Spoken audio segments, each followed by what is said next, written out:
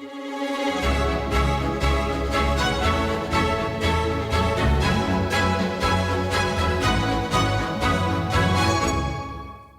everyone. We are here, Calina and myself, here on Mom on Media with friend Ricki. Oh, and I forgot to ask you if you wanted to share where people can find you online, if you wanted to share that now or even after the stream.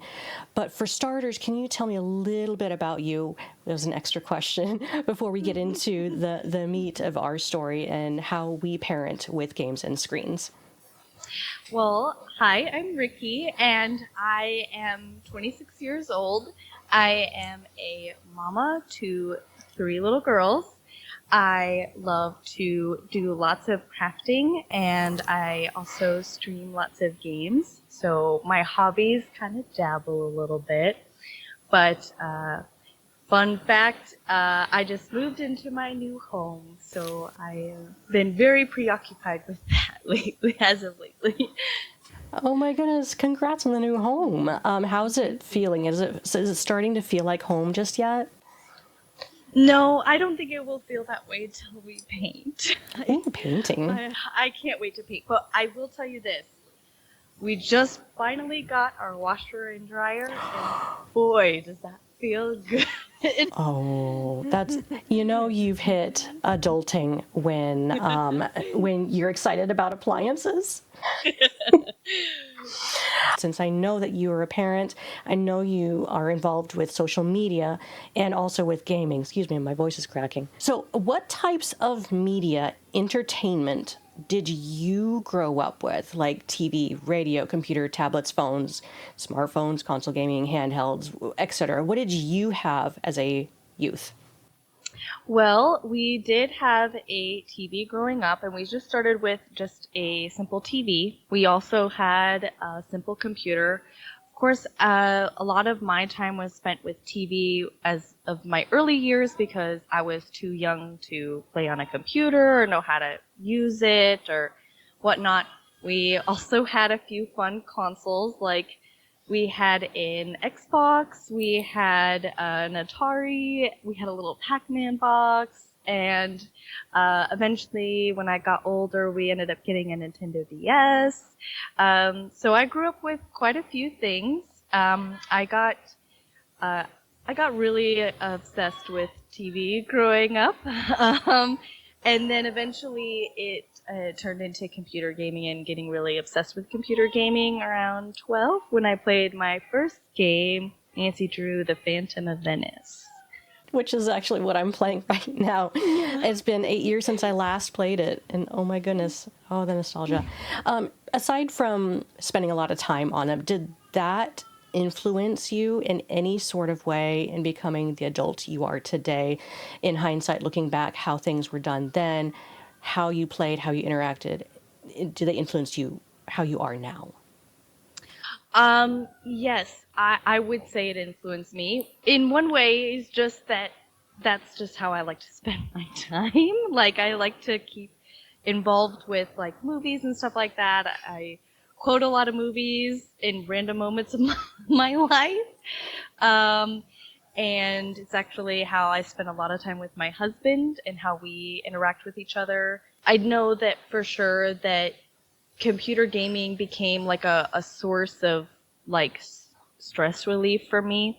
And it kind of still is today. I just really like to play games to kind of just help me like turn off like the negative stuff going on and just take a minute and like regroup and bring the, I don't know, cortisol down and then get back into life. So, in terms of who I am today, yeah, I didn't see myself becoming a streamer when I was 12. I didn't even know what that would have been when I was 12. Once I had my second kid, then I was like, I finally felt like there was a connection for all of my passions and how I can like just kind of pour it out more and just like express it more, because not a whole lot of, it's hard to find friends out in the day-to-day life who are super interested in gaming. So Yeah, I hear that. I mean, my niche interest in video games was not something that was shared with the boys on the school bus, so I kept pretty quiet about my interest in video games. So I totally get it. The online world does open up the possibilities for a larger community, or to find that niche audience that shares the exact same interests as you do. I think it's amazing. I know you mentioned you had kids, but what are their ages? So, my eldest daughter is 4. She will be 5 soon.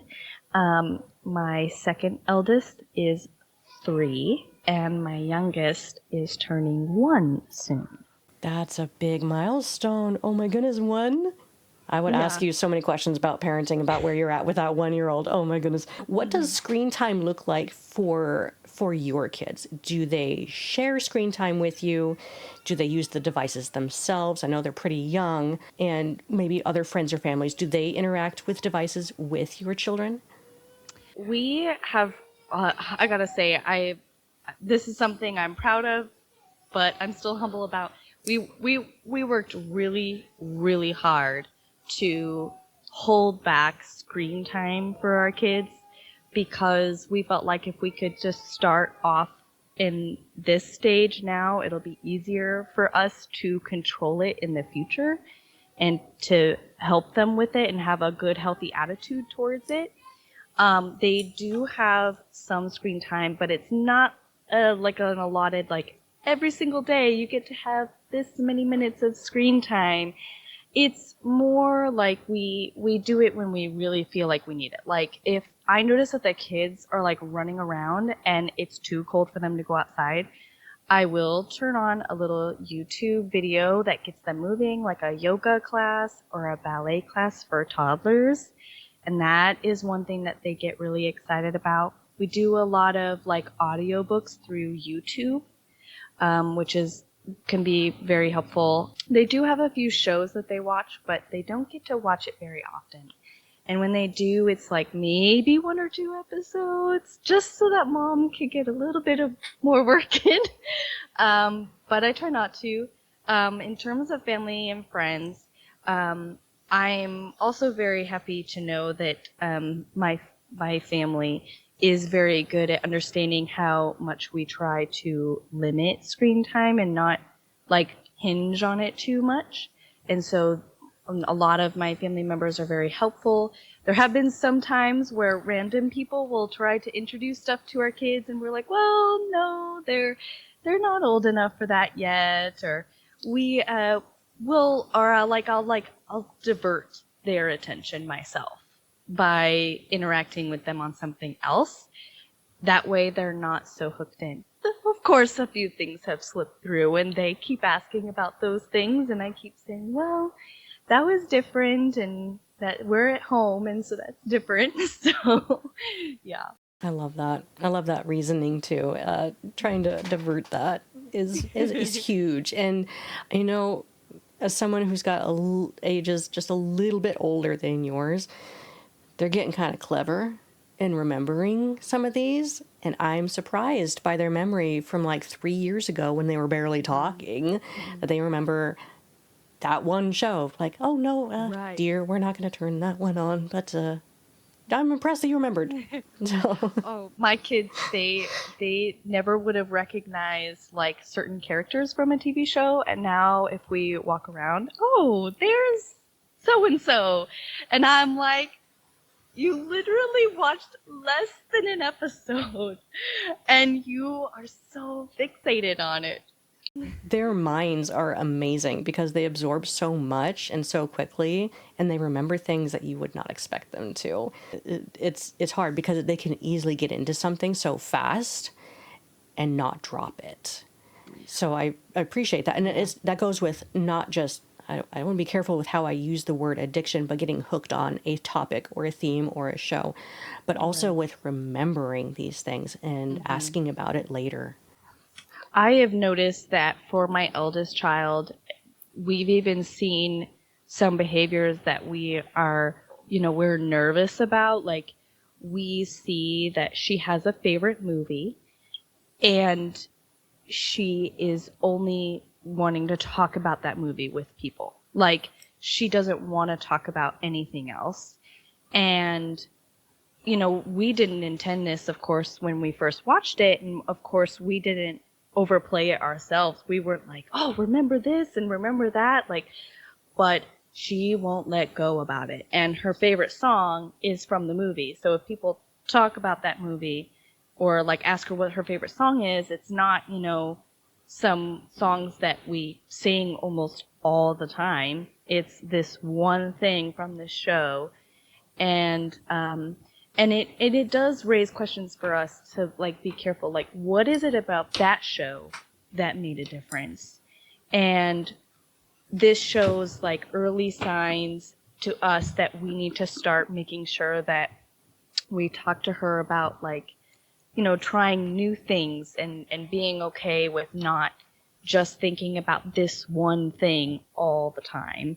And, it also raises questions are we doing our best as model parents, modeling that type of thing, because you see mom knitting all the time. Is she obsessed with knitting? Is she obsessed with Nancy Drew? All those different things. So it's interesting how early it can start, because I did not think this kind of stuff would happen this early too. Yeah, no, that's a great segue to what I'm curious about here, and in how you pick and choose what your kids watch. Do you have any particular values that determine how you make your selection? For example, do you only do educational shows? I know you mentioned exercise shows, which is great for certain times when that's really needed, or just to get them moving.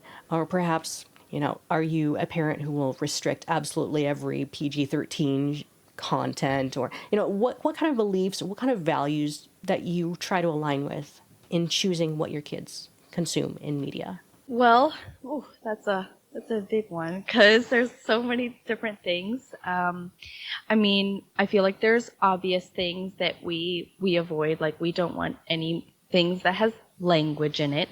I feel like it's pretty standard. But we are Christians, and so we try to align our values with what we expect and what we ourselves are comfortable with in our faith.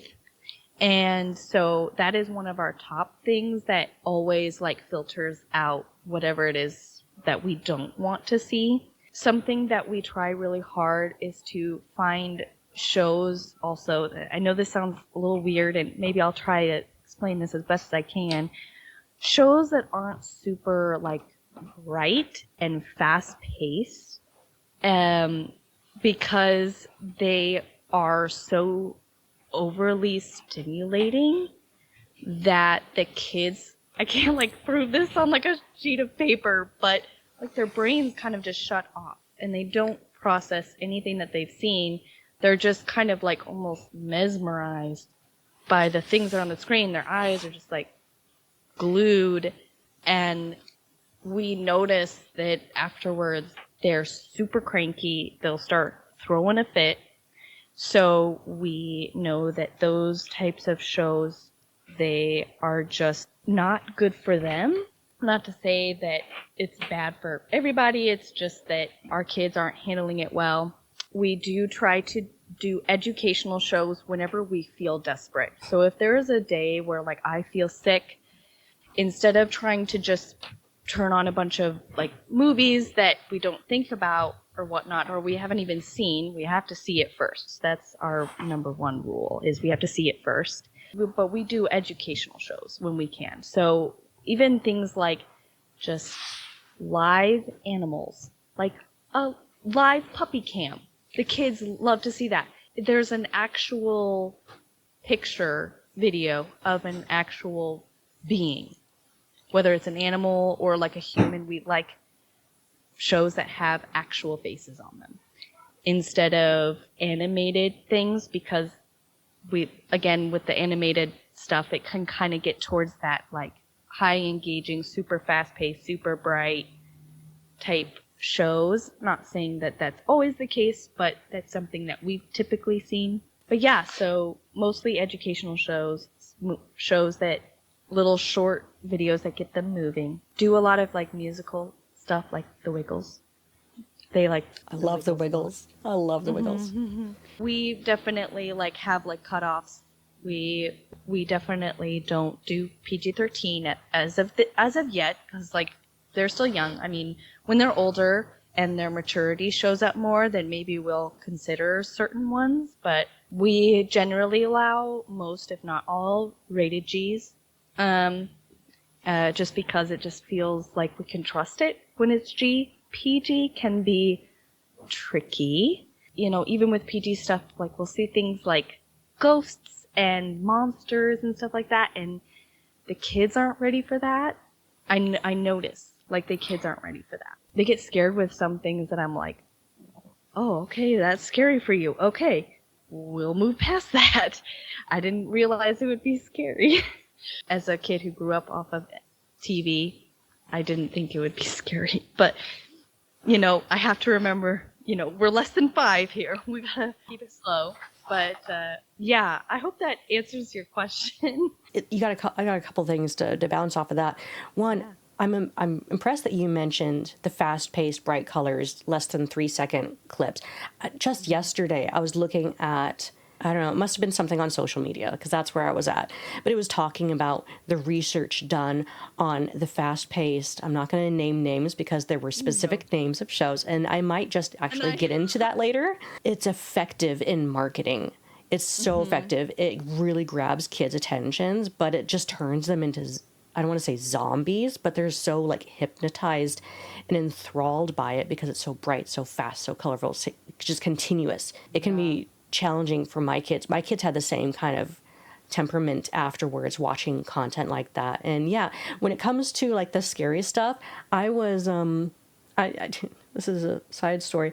My my oldest, when he was 3, I was hoping to show him the Goofy movie from, was it like 1995? Oh my And gosh, that's such a fun movie. So colorful, so many fun songs. Do you know what the opening scene is? Do you remember? No. It's Max's nightmare of him turning into his dad. And it's dark and there's lightning and he turns into this giant monster that grows with his feet expanding through his shoes, and he gets the teeth and he does the hiccup golf, and Oh my gosh. and it's scary. And my 3-year-old at the time was like, like, okay, off. We're turning it off. This happened to me with the Brave Little Toaster.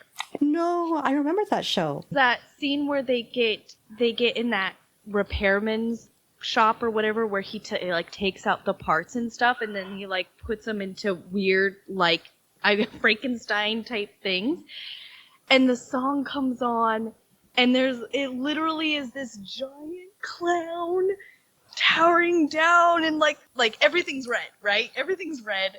Like, it was like, it's like a movie, it's a big movie show, and it was scary stuff like don't look over there, or you know, stuff like that. And just this weird combinations of appliances that just were like monsters.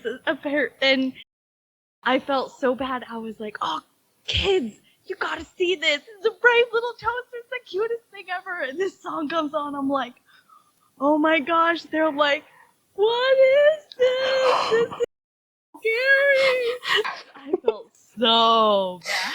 Oh, yeah, no, I get it. And yeah, no, with kids under the age of 5, they're so sensitive to things that we might take for granted. I mean, we may have grown up with some of these things and we became used to it or desensitized to it. Just plain forget certain things. Yeah. Like the whole nightmare scene in the Goofy movie, I forgot that was there. Yeah, I didn't even know what you were talking about until you started describing it, and I was like, oh my gosh, that was totally there. The things that kids find scary is it's hard to foresee what might be good or too much or too scary for kids, because yeah, sometimes just a preview of something that you haven't seen in a long time might be wise. I mean, I remember some particular things in movies that scared me like crazy as a kid, and as an adult I would not return to those movies simply because of that old long-term fear. And I'm sure I wouldn't be afraid of watching it now, but as a kid it means a great deal. Yeah, that's kind of why we were like, okay, we need to watch it before we decide to like allow it. And it's hard because it's like, oh, like I don't have that much time in my day to sit and watch all these movies and like precursor all of these things, and yet at the same time it's what does it like actually help in doing? Like we're really actively thinking about our children and thinking about what they're consuming and doing what's best for them. The people who are watching are like, well, how would I do this practically on a level when I don't have time? If you have the opportunity, like if you're using a streaming service or if you have it like on a disc on your computer, like I think VLC Media can do this, where you can like speed up the time and kind of almost just watch it really quickly. If you have that opportunity, that's an easy way of just kind of like getting the gist of it, or just setting it to where you like spend only like 30 minutes watching it. That's Or brilliant. even like scroll through and they have like The pictures scrub. of it. Yeah. The scrub video. So if you can look through it and just look for like major issues, Yeah. some tips out there I for like those who that. might need it. Yeah, no, I like that. I didn't even think of doing it that way. That's really creative. Do your kids use tablets or phones? No, they don't. They Okay. do see us use it, and they do sometimes sit next to us when we're using it. But they don't. But they don't like get to touch it. They're not allowed to touch it. Do they play any digital games, or do you let them watch people play any digital games? Well, they don't play any digital games, but they do watch because I'm a streamer. I tend to go on a lot of people's streams. So they see a lot of Nancy Drew stuff, and they do see lighthearted games like Fridays when I stream Animal Crossing. I actually pull up my stream on the TV out in the living room so they can all like constantly see mom, and they know that mom's there and kind of interacting. And because they're so young, they think I'm talking to them. They think I'm Yes. talking to them, and they talk back, and I hear them talk back, and it's the cutest thing ever. Oh. But they love it because it's just cute little animals. And then I just like talk through things, and they're totally talking back, and they have no idea that I can't hear them, and I'm not like gonna just talk back and forth to them. But they love that. And so we do try and do like cutesy, like if they see anything, it's going to be cutesy, and it's going to be someone that we trust is going to do their best to keep the stream PG at least. I know that there are streamers out there that I do enjoy that don't keep it PG, and so there are some who don't keep it PG, have things where I can put in the chat that my kids are present, and they will watch their mouths. So, which is nice. Oh, that's amazing. Yeah, it's hard to come by family-friendly streamers, even on YouTube, because people just they want to be themselves and they want to express what they're watching and react to it appropriately. But it's difficult when you have children in the room. Yeah. And I tell when I live stream, I tell my husband, don't let the kids watch me play this game tonight because I know there's a scary part. This one is different. No. Yeah. There was another day where I told him they can watch this show, but then my husband turned it off like 15 minutes into it because the music was annoying for him. So, but that's so adorable that your kids watch you play. Animal Crossing is a super friendly game, and it is a game I recommend to anyone with young kids who happen to have a Nintendo. So that's a good one. Okay, now one last question for you. What are you enjoying these days on screen time for yourself? Are you watching any fun shows that are for grown-ups only? And I'm not talking about like M-rated, No. R-rated games. I mean, like these are shows for you as an adult to enjoy. What do you enjoy? Okay, so I right now with my husband we are watching Monk. Yeah, we love Monk. I love Monk. I will replay Psych for the rest of my life. Same. Like just forever. Some other things I enjoy, this is a little bit out there. I like to watch K-dramas, so Korean dramas. And the reason why I like them so much, there's many reasons. One is it's in another language. So if somebody says a naughty word and my kids are around, they don't know anything. That a lot of them, in general, are clean. So if you do come across the non-clean ones, I mean, that's going to happen. But compared to American television, as of modern American television, it's much cleaner. You can find a lot cleaner content, cuter, like cutesy content, because they also do like shorter series. So they'll do like a 16 episode series and then the series is over. So it's like I don't have to be fully committed for like 13,000 seasons that will get me hooked in, and I'm binge watching, and then I feel like a couch potato, and then I look over and I haven't done any dishes and I haven't done anything productive with my life. I haven't looked at my kids and I'm like, I got lost. So Korean dramas are a great way to just like get a little bit, and then it doesn't like suck my life out. So I presume you play with the captions on in English, right? So you can understand. yeah. I'd be impressed if you spoke Korean. Well, I've probably picked up a few minor things, not enough to speak fluently. If there were a few phrases, like catchphrases, not like full sentences, but a few catchphrases that I could be like, yes, I know what they're saying, at least with some context. And then how about games? You said you are a gamer and a streamer. Besides Animal Crossing, what else do you like to play? Well, I do like a lot of cutesy games, but I am more invested in Nancy Drew. That was a big thing for me, just because I grew up off of that. I do have a few more mature games, but I don't really get a whole lot of time to play that. And yep, and just like we were talking about, because I wanted really hard to try and get my channel as family friendly as possible, maybe not kid friendly sometimes, but family friendly. You know, I don't know if I'll get around to those more mature stuff. And then when I first play through some things and something pops up, I'm like, okay, I'm gonna have to like just kind of try to move past this a little bit. Honestly, I would say I'm an exploring gamer. I will play something for a little bit, see if I like it, and then I just kind of like move on to the next thing and see if I like it. And so, yeah.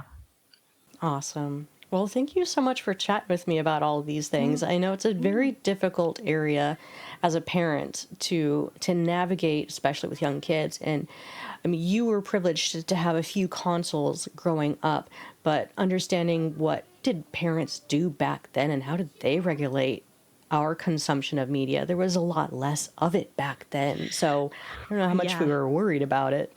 It is something that we as a generation are more struggling with now. And because, you know, we're in the day and age where, you know, it's so readily available to every single person, it now, I see it more and more like with kids, like that's just, and it's kind of sad that it consumes their lives, mostly just because, you know, they don't know, like parents don't know how to regulate, or they're trying, but they're just like giving up almost, and just not like confused and frustrated and stuff like that. Because just as much as kids can get addicted, parents can get addicted to the idea of having their kids sitting down and not bothering them.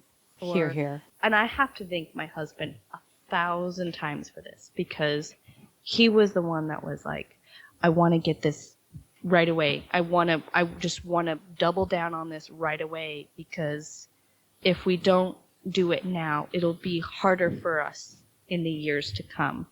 And so he even deleted YouTube and Instagram off of his phone, because he would notice himself just sitting there and just scrolling and scrolling and scrolling. Wow. We have definitely had some bad moments that have happened because of that, and me as well. And so he was like, nope, I'm just going to go cold turkey. So he deleted the whole thing. And it has changed our home life in a major way, in a good major way. Oh my goodness. That's amazing leadership right there. I know how hard it can be to cut something out that you enjoy, but to set that standard and to set that expectation for the households to uphold is really something. And I applaud him for that. And it sounds like you're doing a really great job with your parenting. And I'm amazed. I can speak as someone on the other side who fell into that trap of giving tablets early. And I can attest, you did the right thing. But I have to say, when I have been listening to your other stuff, I really adore your honesty and the journey that you've been on, because hearing you talk about it and being honest with it and your struggles is really good, because you're bringing light to, I hope other parents to just feel like they can be honest and saying like, yeah, this happened to me too, and I got stuck here too. And even I myself have had really horrible moments where my kids say things that they heard on my phone, and I'm like, I felt so bad. And so it's really good that you can talk about it, because if we can talk about it, then we can start to encourage one another to try our hardest, even if what our family life looks different in different families. Like everyone has their own thing that they need to figure out,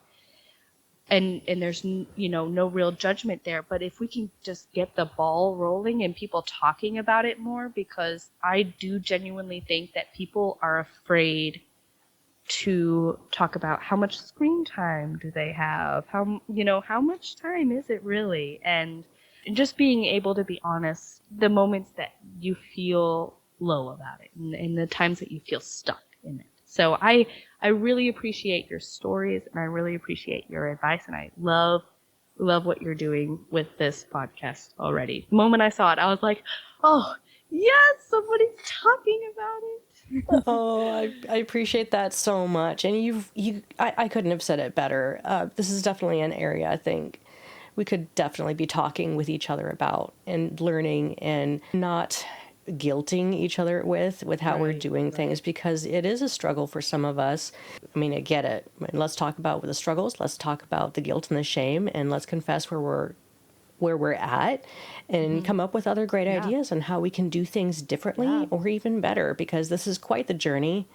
And I loved what you said. So thank you so much for your time. Thank you for talking to us about it, and let's keep the conversation going. Oh, and Ricki, one last thing. Did you mention where people can find you? And I will make sure to add all of your links that you would like me to share in the description below for these. So please do share. Where can people find you? Okay.